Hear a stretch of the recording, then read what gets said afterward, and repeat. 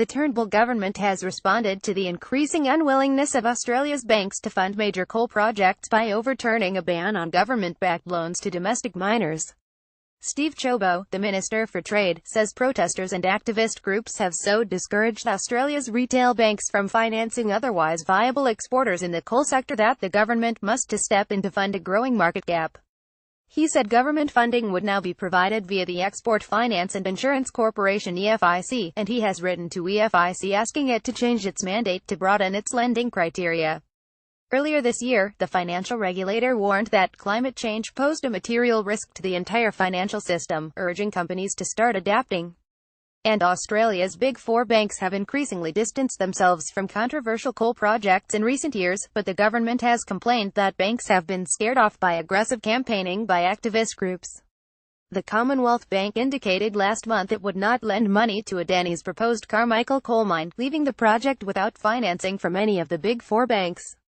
The first of the Big Four banks ruled out lending to the project 2 years ago, with NAB distancing itself from the mine in September 2015, and NZ following suit in December.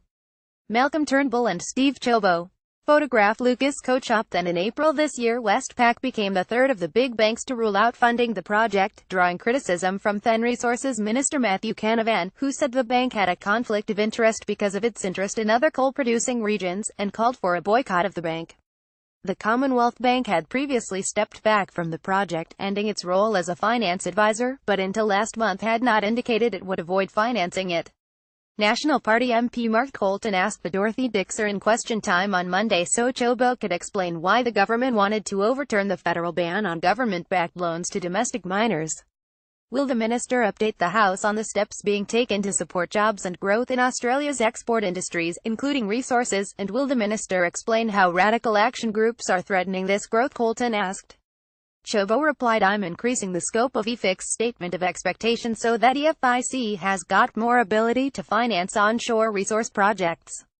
Now, what are some of the radical groups doing that is threatening this? The fact is that we are seeing a campaign.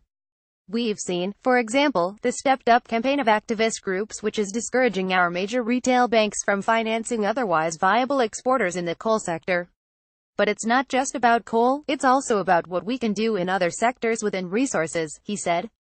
Labour has requested a briefing from the government about EFIC changes. Rod Campbell from progressive think tank the Australia Institute has ridiculed the government's announcement.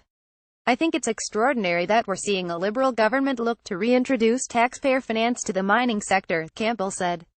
Just when you thought it was just the Nationals wanting the Northern Australia infrastructure facility, the Liberals have gone one better and said taxpayers can now finance mining projects anywhere in the country.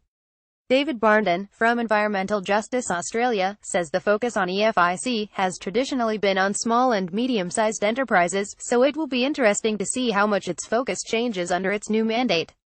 Ciobo says the changes will not duplicate government support to resource projects, so EFIC will not be able to provide finance for the construction of projects that are partially funded by the Northern Australia Infrastructure Facility. Naif Adani is seeking a loan of up to $900 million from the Australian government through the Naif for a rail line between its proposed Carmichael coal mine and the Abbott Point coal terminal near the Great Barrier Reef.